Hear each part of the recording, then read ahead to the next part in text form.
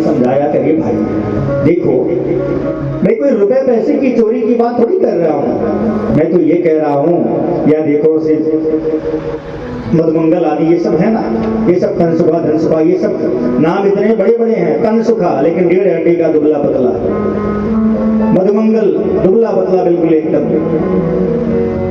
कन्हैया ने हंसी किया कि जोर से फूंक दो तो गिर जाएंगे सब, 1.5 हड्डी के रह गए हैं सब। अरे चलो चल करके माखन मिश्री की चोरी करें, रुपए पैसे की चोरी थोड़ी करना है।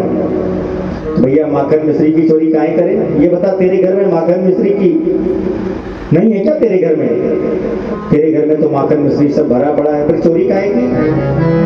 कन्हैया ने कहा कि भाई मेरे घर में सब भरा पड़ा है, लेकिन ये बता इन सबके घर में है क्या? ये सब देख कैसे गिट्टे हड्डी के होते जा रहे हैं, और सबके सब मैया बाबा माखन दूध दही इकट्ठा करते और लेके जाते मथुरा में बेचकर के आ जाते, गौ माता की सेवा करते, गोकुल के ग्वाला और माखन मिश्री खाते, मथुरा के लाला। अब से या ना हो, एक काम करो, चलो आज पहला दिन है, हम बतला रहे हैं कि तुम सब अपने अपने घर में चोरी करके आओ। सबके सब डर गए। कन्हैया ने कहा भाई डरो मत, अपने ही घर में चोरी तो करनी है और रुपए पैसे की चोरी थोड़ी करनी है। चढ़ा दिए सबको ऊपर कि तुम सब इतना भी नहीं कर सकते।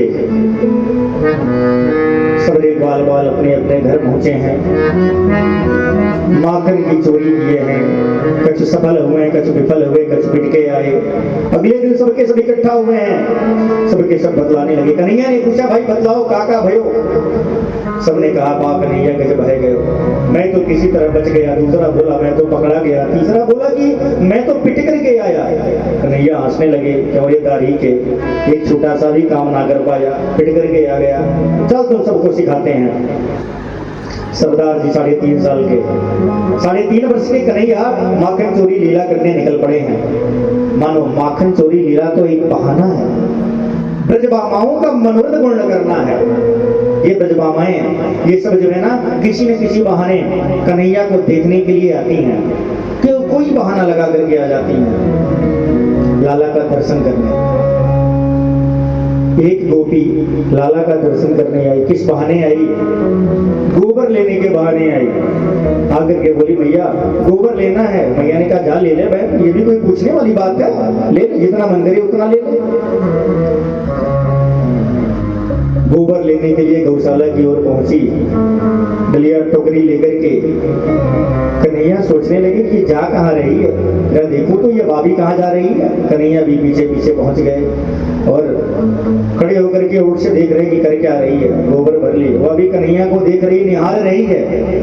कन्हैया का दर्शन करके निहाल हो रही है और गोबर भी भर रही है। गोबर भरते भरते इतना भर ली कि उससे उठाए ना जा सके, गोबर उठाए ना पा रही है। तो ये आवाज लगाई, अरे लाला नेक हाथ तो लगाई दो। 3.5 वर्ष के हैं सरकार, और गोपी आवाज लगा रही है। कन्हैया ने कहा मोकू नौकर जान रखे हो क्या? मैं तो नौकर थोड़ी हूँ आगे हाथ लगाऊं। गोपी ने कहा अरे लाला नाराज काहे को है रहे हो? अरे एक बार उठाओ, आगे बदले में एक माखन का गोला दूंगी तो। कन्हैया माखन का नाम सुनते ही खुश रह गए। वाह गोपी बहुत बढ़िया, भाभी तू माखन देगी, चल ठीक है उठाए देता हूँ। कन्हैया ने हाथ लगाया और गोबर को उठा के सिर पे रख दिया। भागी भागी गई, गोबर को पटक करके आई, फिर दोबारा भरने लगी। फिर आवाज लगाई, लाला ने हाथ तो लगाई दो। कन्हैया ने हाथ लगाया। कन्हैया ने कहा कि देख देख भाभी 2 माखन का गोला है गए हो? हाँ लाला बिल्कुल 2 गोला माखन को मिलेगा। कन्हैया ने 2 गिनती याद रख ली, 2। फिर आई गोबर भरने लगी, 3 4 5 6। कन्हैया गिनती भूल गए। कन्हैया ने कहा भाभी देख मोई गिनती ना आवे, मैं तो भूल गयो। वह गोपी ने कहा ठीक है लाला, एक काम कर, जितने गोबर लेके जाऊं उतने गोबर का टीका तेरे मुख पे लगाए दे। कन्हैया ने कहा हाँ ये बात पक्की एकदम, गिनती भूलेगी ना।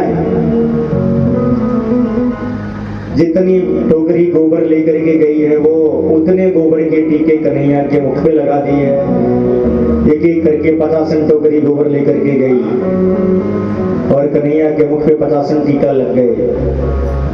इतने में यशोदा मैया आती है और कन्हैया को देखती है, कन्हैया को आवाज लगाती है, क्यों रे लाला क्या कर रहा है इतनी देर से गौशाला में।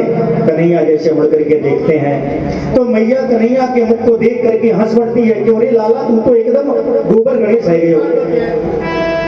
आकर के जैसे लाला के मुख पे हाथ फेरती है, लाला घबरा जाते, अरे मैया तेरे सबरे हिसाब गड़बड़ कर दियो, अरे जितने टीके हैं या गोपी उतने माखन का गोला मुंह को देगी, सब हिसाब तेने खराब कर दियो मैया।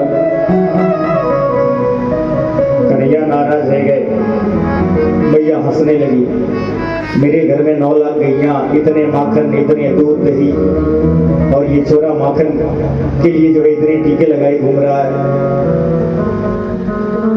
ब्रज बामाओं का मनोरथ पूर्ण करने के लिए अद्भुत लीलाएं किए हैं। गोपियों के घर में जाकर के माखन चोरी करने लगे,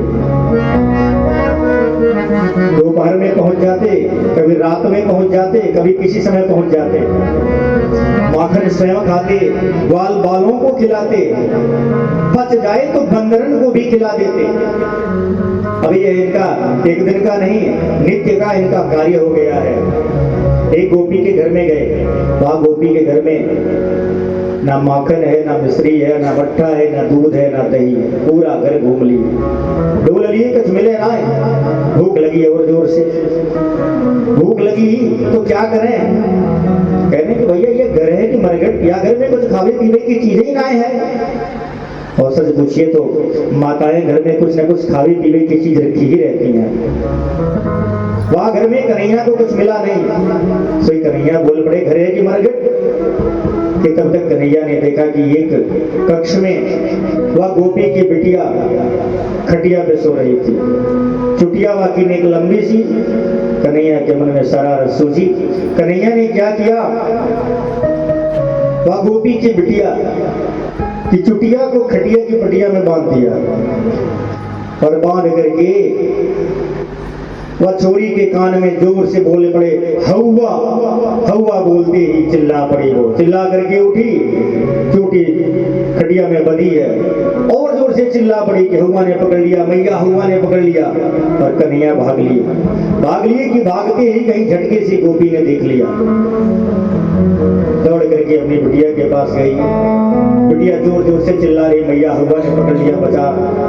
मैया ने चोटी को खोला और मैया ने कहा, बेटी घबरा मत, ये हौवा नहीं है, ये नंद का छोरा है, हौवा बने डोल रहा है। इस तरह से अद्भुत लीला कर रहे हैं कन्हैया।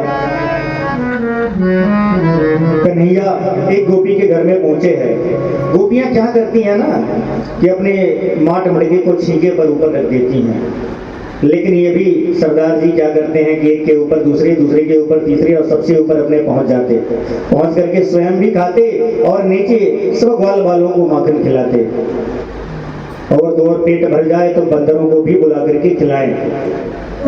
नित्य प्रति इनका यही कार्य है। सारी गोपियां परेशान हो गई।